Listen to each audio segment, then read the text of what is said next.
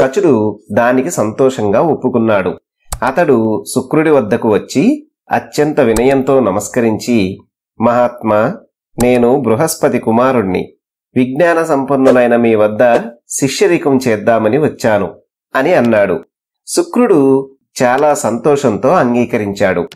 శుక్రుడు కచుడికి విద్యా రహస్యాలను వివరిస్తున్నాడు. కచుడు కూడా ఎంతో వినయంతో శ్రద్ధతో గురువుగారి మనసుకి నచ్చేటట్లు ప్రవర్తిస్తూ ఆయనకు సేవలు చేసేవాడు. కచుడు కేవలం శుక్రుడి మనస్సునే కాక తన ప్రవర్తనతో పనులతో దేవయాని మనస్సును కూడా ఆకర్షించాడు. కచుడికి ఏ బాధ కలిగినా ఆమె తట్టుకోలేకపోయేది.